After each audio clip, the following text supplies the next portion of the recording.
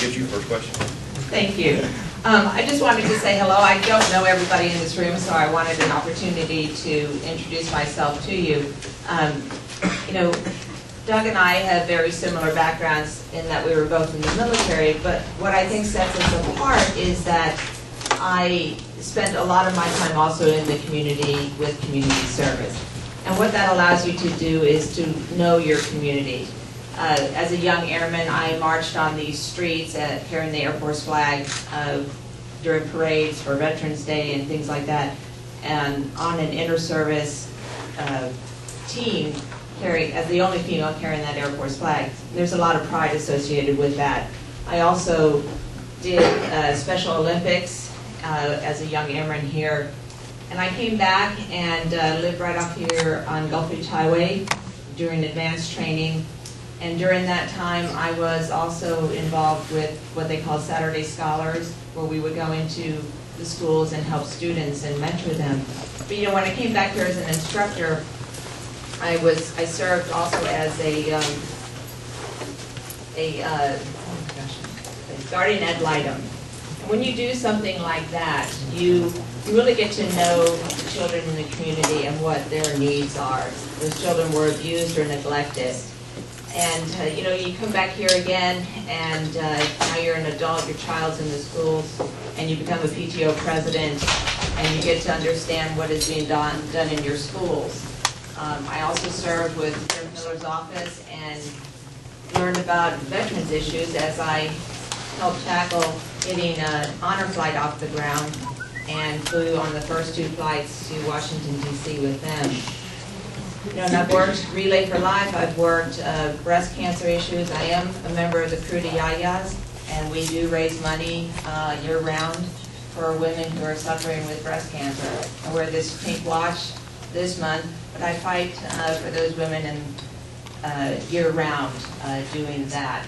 So I just wanted to let you know about a few of the things that I do in the community, and I think that will help serve me well as a county commissioner to understand the needs of the community here. Thank you.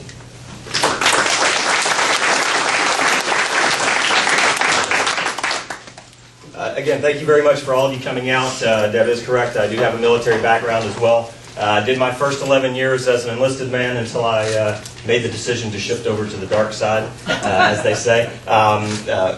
Wendy will be a little embarrassed, but it was Wendy who said it is more than time now. I had been serving as an enlisted man as an Arabic linguist, and had throughout my career been told, you know, you've got a college education, why aren't you an officer? And I kept telling him, I haven't learned enough yet. I don't have enough experience in leadership to become an officer. And so I kept putting it off until I just really couldn't put it off any longer. And when I got down to officer candidate school, only then did I really find out why the Navy has ensigns. It's kind of like an officer, but you don't have enough power to actually break anything. What I learned from that is that how we lead has everything to do with just a progressive and ideally progressive jobs of greater difficulty, of greater responsibility, and greater authority. Because if you're tossed in too quickly into a position of authority for which you are not yet ready, the consequences for those who follow you can be very high. The naval officer's prayer begins with, "Lord, let no man suffer by my leadership." And that prayer is one that is critical to the way that I think, the way that I lead. We moved here in 2002. I'd had a couple of quick bites at the apple as I came through training here for aircrew school and then for officer candidate school. But PCS'd here in 2002, thinking that I was going to be going back to Afghanistan right after the attacks. But the Navy sent me here and said, "Doug, we want you to stay and figure out this new thing called cyber." And of course, as an ensign, I'm excited. I went, "Okay, yeah, great. What do you want me to do?" "We want you to figure out this new thing called cyber." "Okay, cool. What is it?" Figured out. I had the pleasure of having some phenomenal sailors working for me, and we did right here on Corey Station the work that led to much of the work that led to what is now Cyber Command, and we continue to be at the cutting edge of that cyber technology right here in Escambia County, right here in District 2. But when you think of Warrenton, you don't think of that, do you? That's not what you think. You don't think of Warrington and think of exceptionalism, and yet Warrington is home to the Blue Angels, and it's home to some of the best cyber warriors that the country knows and produces. We need to change the way we think about leadership here. We need to understand that we are in fact exceptional. We have got all of the raw ingredients for exceptionalism, but we've had for far too long, a circular firing squad in which we all turn and shoot in. Okay? If we all put our backs to one another and we all shoot out, we develop a much better Perdido Key, a much better District 2, and with it a much better Escambia County. And that is why I am running to be your next county commissioner.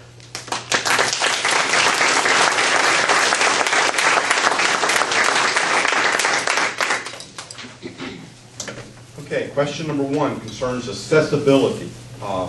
And the question facets are as follows. Will you be a full-time county commissioner?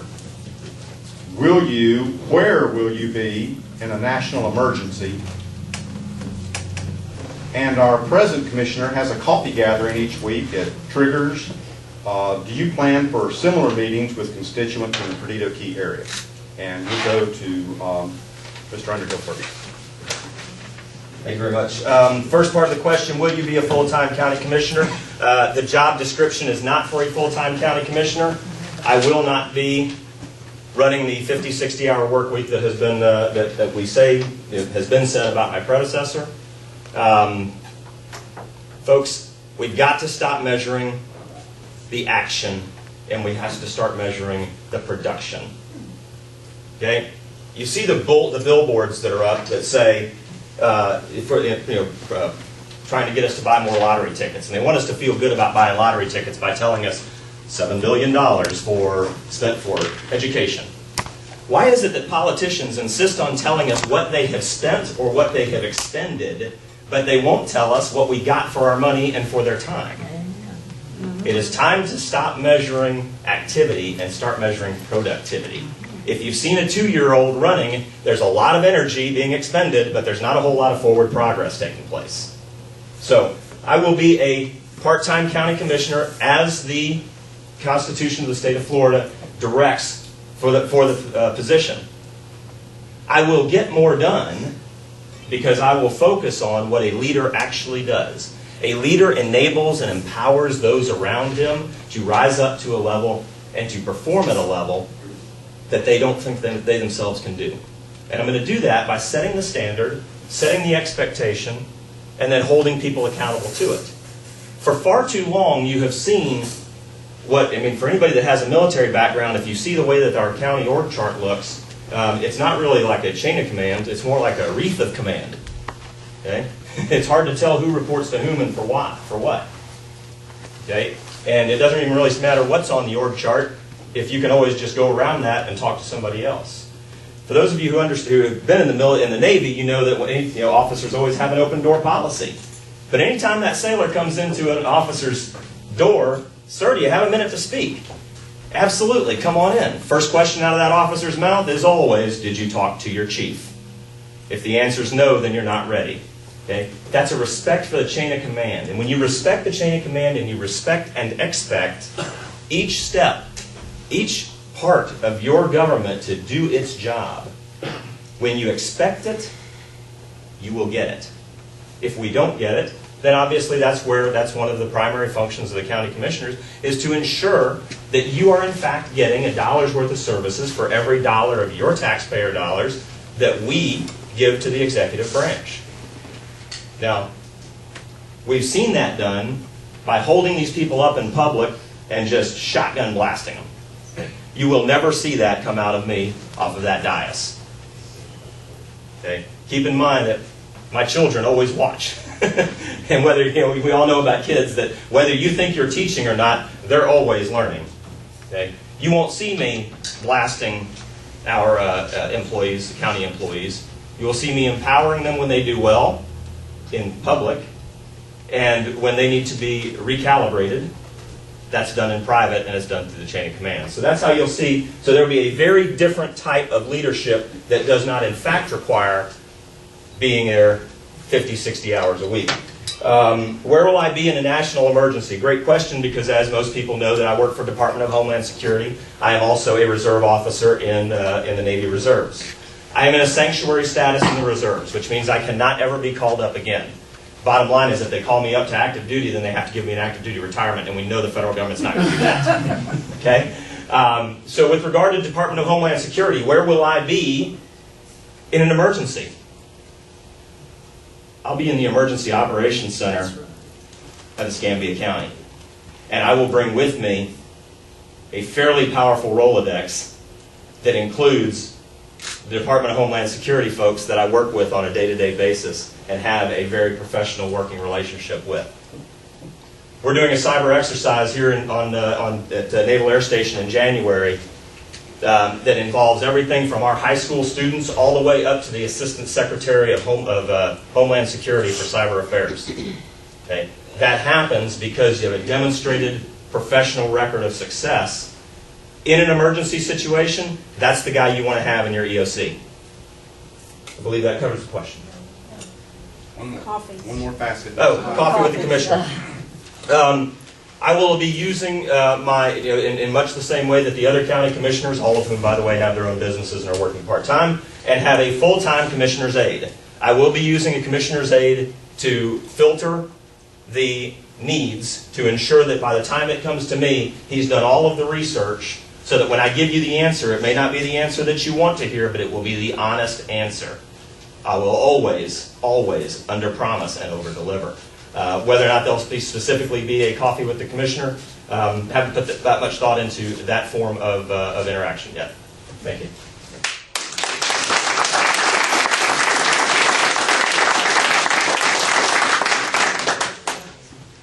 Okay.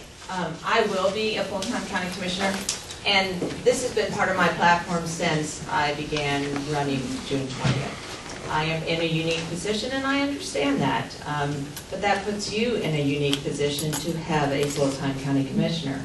And you have that choice to make. I believe the salary, when you look at the average salary here in Pensacola, is about $40,000. I think the salary of $76,000 plus change dictates a full-time county commissioner. But again, that's your decision to make. I believe also that you can't punch a clock on this job. You cannot say, I will come to work at 1 o'clock till 6 o'clock. County commission meetings do not always happen in the afternoon. You have agenda review, you have CRA meetings, you have TPO meetings, which we are a part of. They happen in other parts of the counties, in other counties, they happen at different times of the day. You cannot set a schedule as a county commissioner. You have to be available. There are things that happen in our community that I think is important that a county commissioner attends. The people like to see their county commissioner out and about, seeing what is going on in the community. I also will be at the EOC because that is a part of our job when an emergency happens. And as far as the discussions with Deb, yes, they will continue. I will probably move them around and continue them in other places. I've had to suspend mine over here at Mojo's because Tuesdays are going to be kind of busy right now. But let me say this, canvassing has been so much fun. And my volunteers are fighting over me to go out with me because they enjoy it as much as I do. And I think that I will make this part of my tenure as a commissioner, that I will go out once a month, pick a neighborhood, pick a couple streets, we call them turf cuts, and create a turf cut a month, and go out and knock on doors. It is heartwarming to constituents, to citizens, that a commissioner, a candidate, somebody knocks on the door and says hello. They like it. They like that one-on-one contact. I say they, you like it. So I will continue that as a commissioner. And I think I've answered all 3 questions.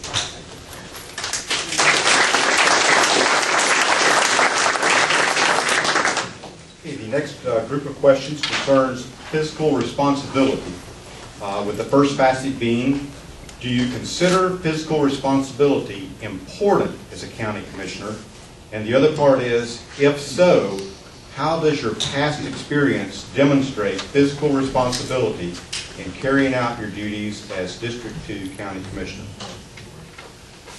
Can I get that first? You do. Okay. I do consider it important.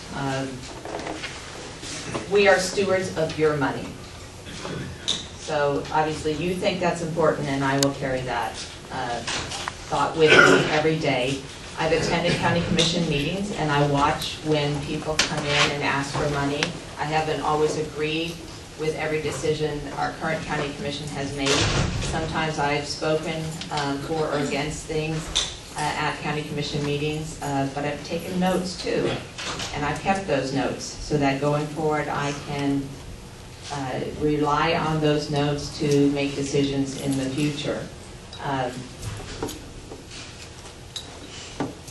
I was married for 26 years to an emergency room physician, and that marriage just ended, but I kept the books. And let me just say something about that marriage.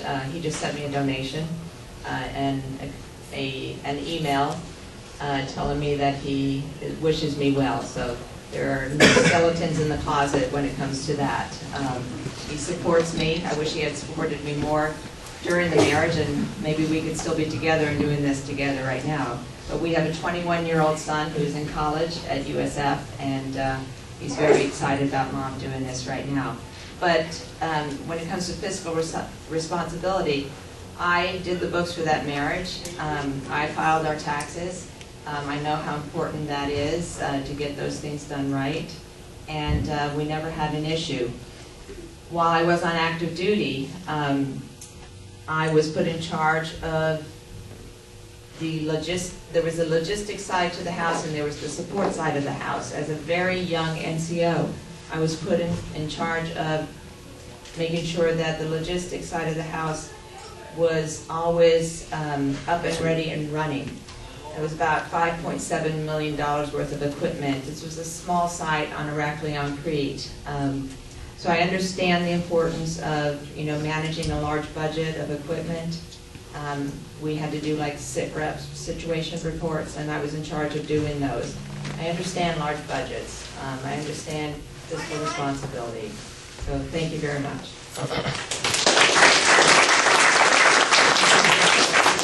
Thank you very much. Okay, fiscal responsibility. That's actually kind of the first part of that question is a little funny, isn't it? Do you think it's important? Could you imagine if somebody stood up here and said, nah, I don't think so. So obviously, yes, fiscal responsibility is not only very important, but it is absolutely at the core of what we do as county commissioners. The power that a county commissioner has is the budget. It is your taxpayer dollars. When we start talking about measuring productivity and the way that you measure how we do and how our counterparts downtown do, the question is, what did you get for your money? But that's not really what this question is about. What we really want to know is the second part, right? How does past fiscal matters affect your ability to be county commissioner? So that's really all about my bankruptcy. So I want to go ahead and just get it right out there. I left active duty in 2006 with 15 years of active duty. And people said, man, you are crazy. It's only 5 years away from retirement. I don't measure my life that way. That's 5 years of my life that I would have not been doing what I felt like I was called to do. I felt like I was called to build houses. See, when I was here as an enlisted man, first time I got orders coming through Pensacola, my chief said, boy, you need to buy a house when you get to Pensacola, because you can't afford one in San Diego and you can't afford one in Norfolk. This is where you get into home ownership. Well, in 2005, 2006, during the boom times, guess what? Enlisted folks were not able to buy houses for the most part. Sailors that worked for me are like, yeah, sir, that's great that economy's booming like it is, but it's booming way beyond my paycheck. So we started building workforce housing. And during the boom, quite frankly, we boomed. Actually, we used Wendy's 401k to start that business. And during the boom times, actually at one point we sold 10 houses in about a week. And we thought we were all in high clover. Everybody remember 2006? We all thought we were in high clover, didn't we? Okay. During the boom time, we boomed, and during the bust, we busted as well. So when the underpinnings of our economy came out from underneath us, we thought, well, and for those that may remember it, if you were risking any of your personal capital during that time, you know that every 6 months you said, this has got to be the bottom. It can't get any worse than this. And so we kept investing and kept putting more and more into the business, because I had men and women working for me who the food going onto their kids' tables was dependent upon my business. By the time it all came down, by the time the economy completely tanked out and we had closed, I will never forget the day when we had just finished writing payroll checks and Wendy said, that's it, we're done. There's nothing left. And I said, no, we got it. No, it's done. $200 left in our pockets. And what did I do?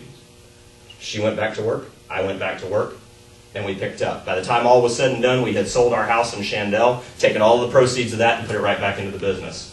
We rode that baby all the way to the crash site, folks. There was nothing left. But the next day, I got up and went back to work.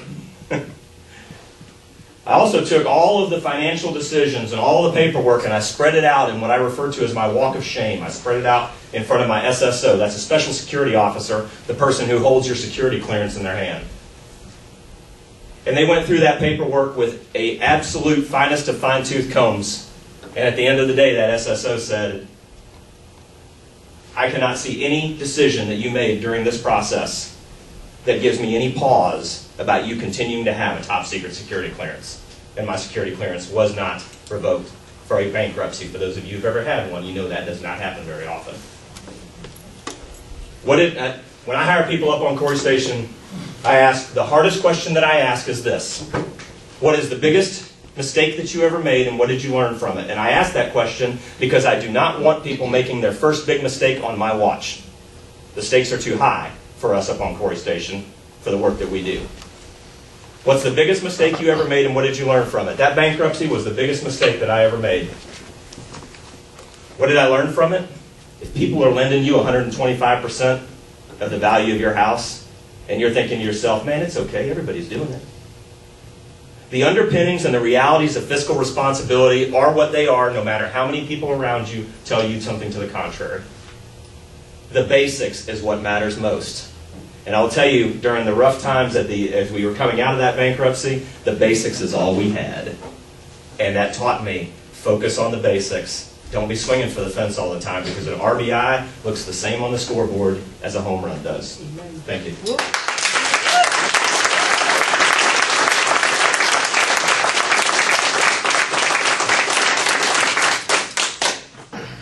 Our next group of questions is all about beach renourishment.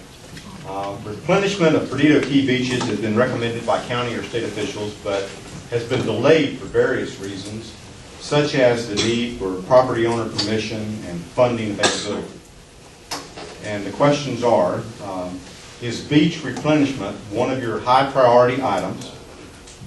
What steps would you favor to expedite the process before the next big storm? And are you in favor of beach renourishment, even if it requires the use of eminent domain to develop and maintain? Sure.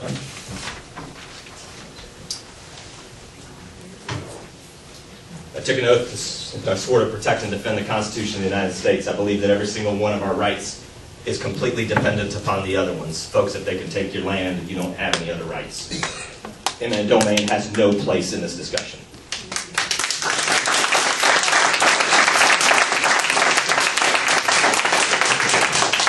I get a little emotional about that one.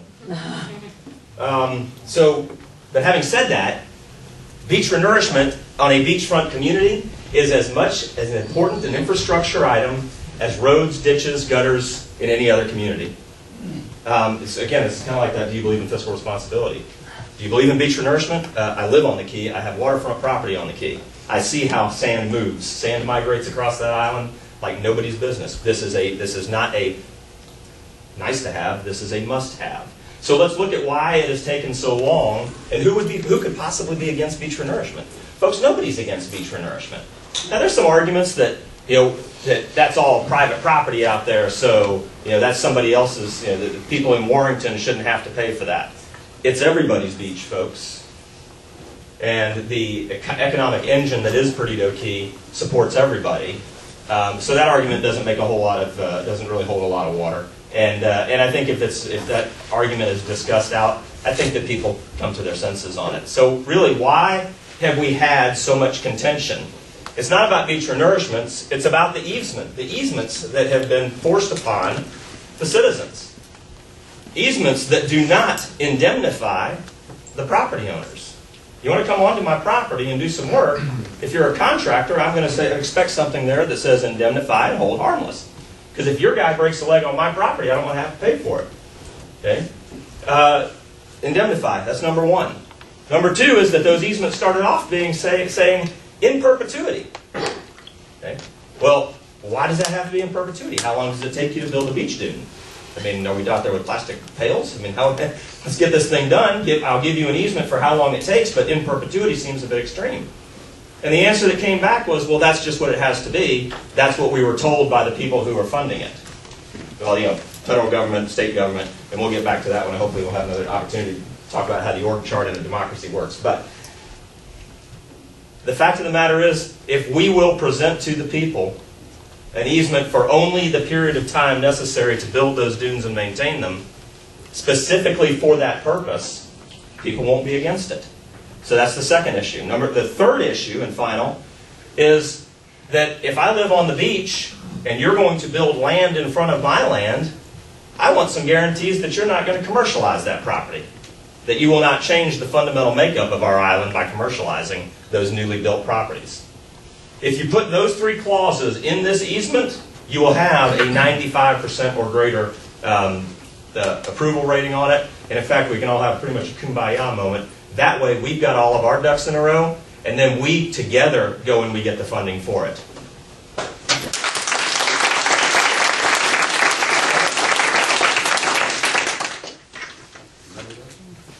I think I got it. Well, we both agree that it needs to be done, and it is nourishment because it hasn't been done yet, so we can't exactly say re-nourishment. We're doing it in practically every county in Florida, so it should be done out here. I wish the word eminent domain did not have to be used because it has such a negative connotation to it. You know, could we change the language?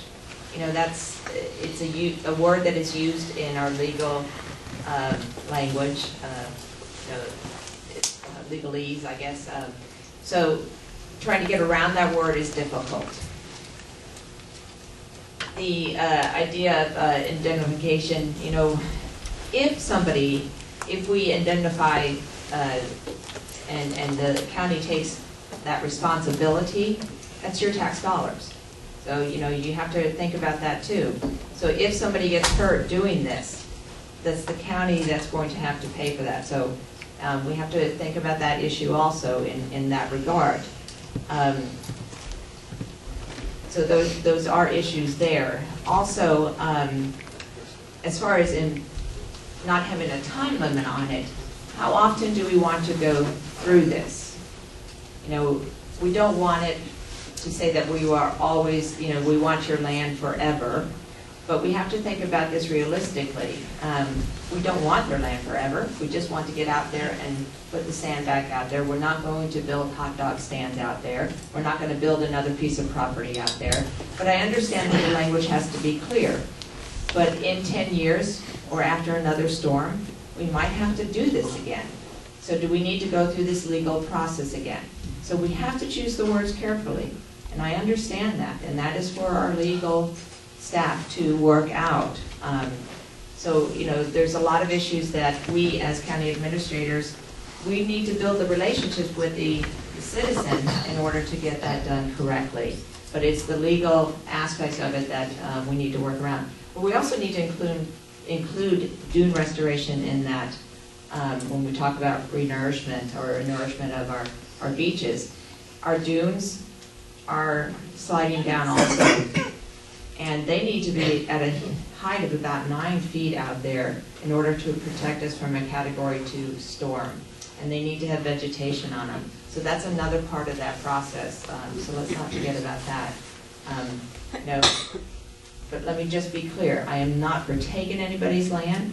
I'm for choosing the words carefully, getting it done, but with the idea that it's not a one-time thing. It's going to have to be done over and over again. Thank you.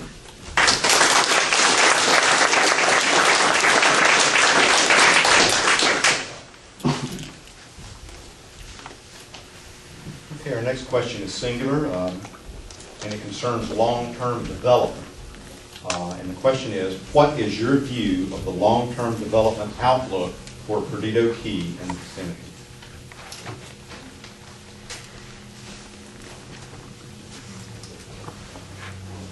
Well, we have a cap on development out here. And I see no reason to raise that cap. You know, there's been so much talk about Perdido Key in that nobody wants it to become a Destin or Panama City. I'm with you on that. Absolutely not. There are citizens here who want a few more restaurants. You know, somebody said maybe a hotel. I'm willing to listen to that.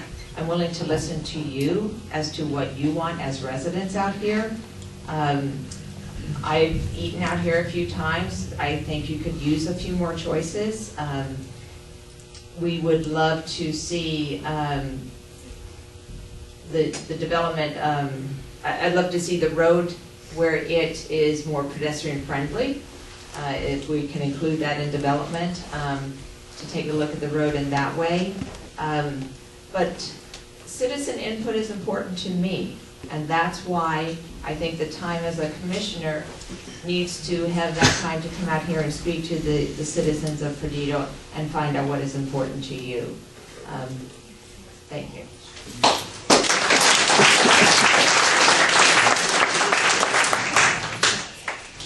Another great question speaks directly to one of those big terms that has been used to describe me since the very beginning of this thing.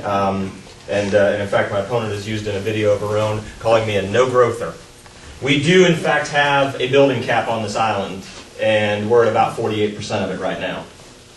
That is to say that under the current regulations and everything that's currently in place, the population on the island can double without any further, with the current concurrency. Folks, if you put the 4-lane in, the only thing that dictates that is left, that dictates that building cap, is the 2-lane. If you put the 4-lane in, you've lost your last possible bulwark against rampant development on the Key. Now, the reality of the Key, in terms of what's my long-term development plan, we'll get to my long-term development plan by my short-term development plan. We as the citizens worked very hard out here with Andres Duaney and the DPZ master plan. We went to the county and we insisted that we wanted a master plan in place. Putting a master plan in place takes power away from elected officials. How is that? Well, if the rules are set in stone, these are the rules, and everybody, whether you're my best friend or my worst enemy, plays by the same rules, then that's what you can and cannot do. We need to have a master plan in place that sets those rules for everybody, so that, again, no matter what no matter which direction the winds of favor start to blow, the rules are the rules, and they're the same for everybody. So in terms of short-term development, what we need to do, the only thing that was really wrong with the DPZ master plan, the process, what was right with it is it started with the people. It was the will of the people. And so for those that say, well, that's a state road, so that's FDOT's job. Guys, think about the chain of command in a democracy. You, the citizens, are at the top of the chain of command, not at the bottom of it.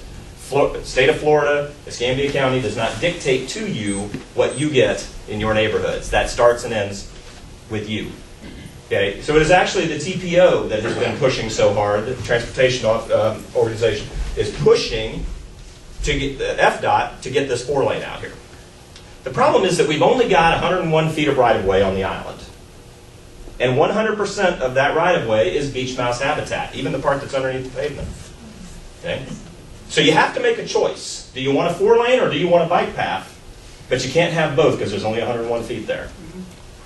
The reality here is that the things that we have been wanting for so long, electric cart paths, bike paths, street lighting, traffic calming measures, All of these things have sort of been, these are incremental steps toward the community that we want, those of us who live here, something that would be beneficial to us, but all of these things have been held up hostage to some grand master plan for a 4-lane. Long-term development will continue on this island, but the development that has to continue on this island has to continue to protect our way of life and our wildlife. Those are two realities, and I think most people in this room, those are the things that brought you here instead of Panama City Beach, instead of some of the more developed beaches. Folks, we've got one of the last great diamonds. We're not a diamond in the rough. We're the place that hasn't messed it up yet.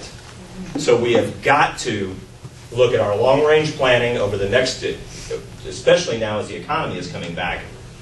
Our long-range planning should have started. Andres Duaney said it very well himself when he said, you've still got an opportunity to not screw this up.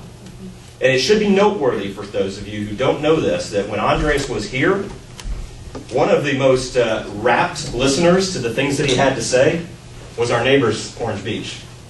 And their question was, how do we fix the mistakes that we've already made? Okay. We need additional lanes of travel in some areas. We especially need to understand that transportation on that island is not just vehicular. Folks, if you hire FDOT to make your travel plan, your plans, they're going to build roads. We need a neighborhood planner because we want a neighborhood.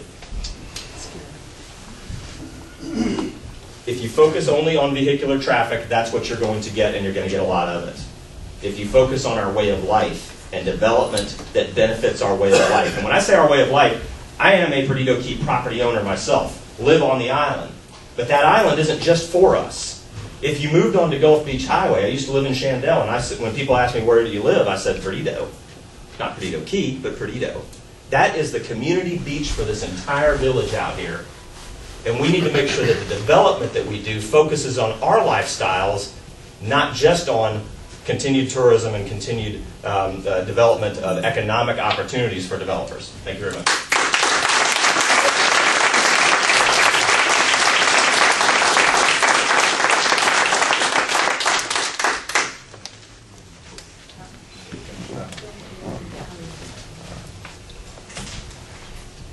Our next question is multifaceted concerning roadways, and I know we've spoken of it already, but we're about to delve deeper. The first facet is, are you for or against widening to 4 lanes for Sorrento Road, Blue Angel Highway, Gulf Beach Highway, and Perdido Key Drive? The second is, following Hurricane Ivan in 2004, and most recently the massive floods in April 2014, the Innerarity Point Road Causeway connecting Island's 3 subdivisions to the mainland road flooded and was underwater for days, cutting off residents from the mainland and emergency services. If elected, how would you propose to elevate the Innerarity Point Road Causeway? Sure. Is that mine?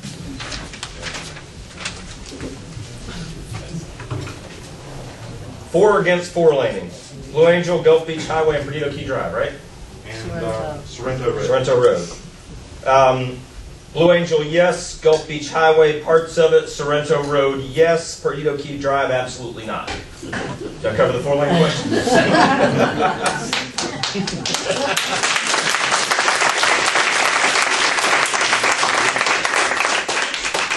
So, when we had, they split up the 4-laning of 292 into 2 major projects, from basically, in layman's terms, from the bridge south and from the bridge north. The funny thing is that from the bridge south is considered phase 1, and from the bridge north is considered phase 2. And one of the arguments for this is that we need to really improve our hurricane evacuation routes. Well, if you were here during Ivan, which I was, 3 days before the storm, there was nobody on the island. If we 4-lane the island before we 4-lane this, all we're going to do is expedite the period of time that it takes for you to get to the bottleneck.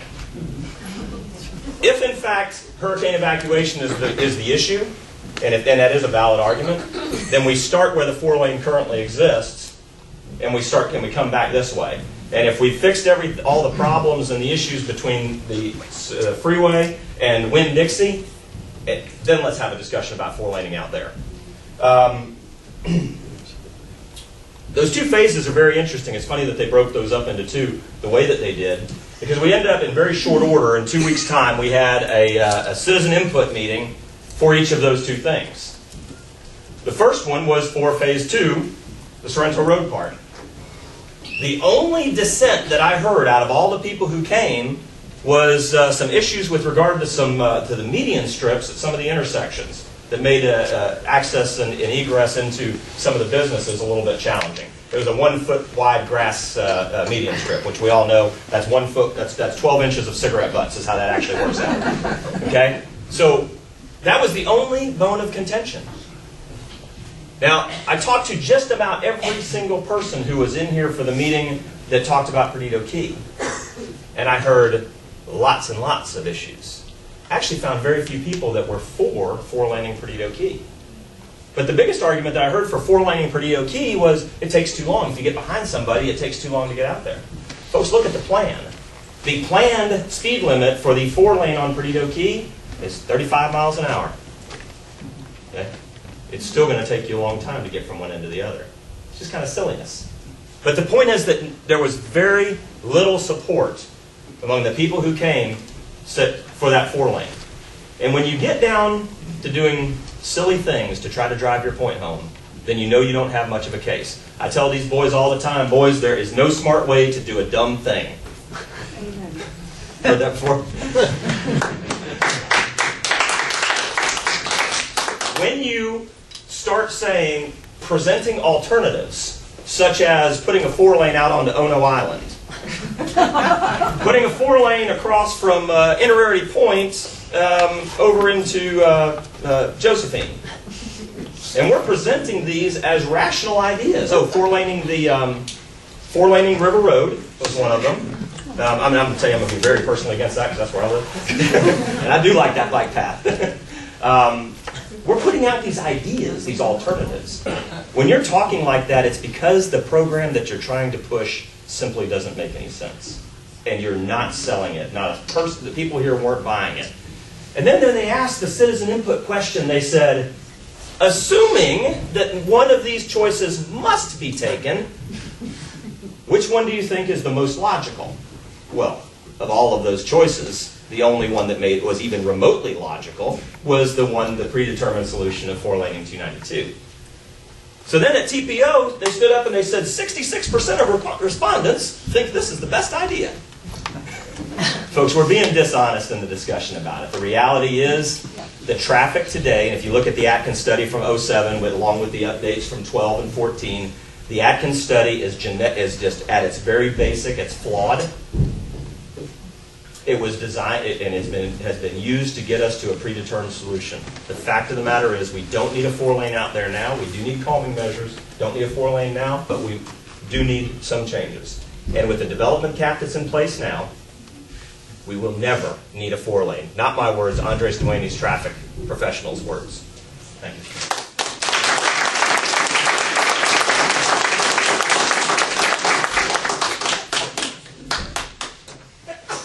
The question again is, are you for or against widening to 4 lanes for Sorrento Road, Blue Angel Highway, Goldfish Highway, and Perdido Key Drive? And the second part of the question is, if elected, how would you propose to elevate the Innerarity Point Road causeway? Well, I'm not sure that how I would attack Innerarity, the causeway. I'm not an engineer. I want to be a commissioner, and I know a commissioner can sit on a TPO, a transportation advisory board. Okay, planning. Thank you, Barbara. Sometimes we get caught up in acronyms, and then you lose them when you try to explain them. But I hate that the word widening has to be followed by 4-laning. Okay, there certainly are sections of Perdido Key Drive that I think could use a little widening. I want to see pedestrian paths on it. I'd love to see bike paths on it. I haven't been out there with a tape measure. to see what exactly it would take to do that along this road. But I think we have to get past certain things in our past, like this master plan. It no longer exists. It was done away with by the county commission, so I think we have to move past it. I know that hurts some people's feelings, but we have to move past this. We have to take a look at what's happening now. I spoke to Mr. DeBrise, who is our current FDOT representative today. I spoke to him today, because I knew this would come up. Sorrento Road and Blue Angel are the next projects to be done. But funding is still not there. And this is a big part of what will happen or won't happen in our county. There is no funding for Perdido Key Drive right now. So the idea that this is so contentious, and I know that a lot of people, there are people that want it widened. There are businesses that do want this done. And there are a lot of people that don't. But there is not the power of a commissioner to walk into the office and say no to it. That doesn't happen. You have to be pretty darn powerful, in his words, as a commissioner, to be able to sway a whole TPO and put your fist down and say, I won't have this happen in my community. That doesn't happen. We have to build rapport with our other commissioners. We have to build rapport. The TPO is not just Escambia County. It's Santa Rosa County, it's Alabama. It consists of a lot of people. It's the city also is represented on it. We don't have the power to say no to things. What we do have the power to do is have input on them. And we can all agree on that. So, Sorrento and then Blue Angel. Yes, Blue Angel is a northwest corridor to the Navy base and eventually Pine Forest Road and the interstate. That is an important road to have 4 lanes. Those are key or strategic, there's another acronym there, strategic routes that are hurricane evacuation routes. Perdido Key Drive is not something they're considering as a hurricane evacuation route. It is not. People would go the other way and get on that north-south corridor to get out of here to the interstate. That makes a lot more sense. Then the next would be, we talked about Gulf Beach Highway. I've talked to some businesses as I went out campaigning. Gulf Beach Highway, they want to see that 4-lane.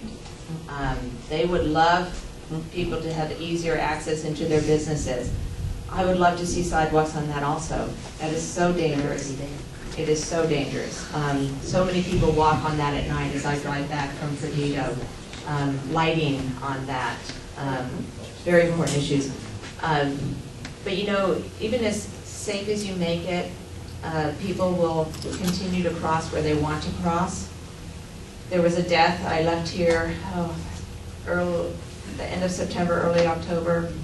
A 51-year-old person decided to cross the road just shy of a crosswalk, and there was no median in the road for them to step up on, and they got hit by a car and they died at the scene.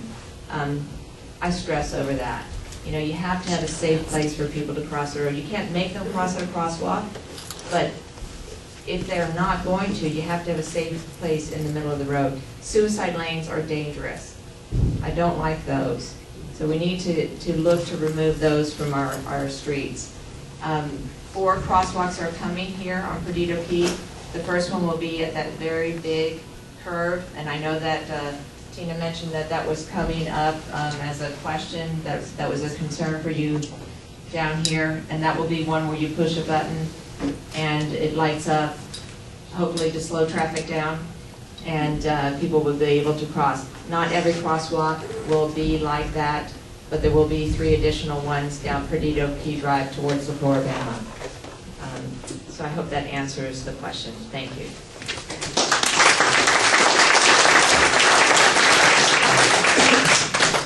It's not in there very well. Our last question concerns bike paths and sidewalks, and it's 3-faceted. The first, are you for or against paved bike paths and sidewalks for Sorrento and/or Perdido Key Drive? The second facet is the money is in the budget for finishing the sidewalks down the entire length of Innerarity Point Road. Will you see that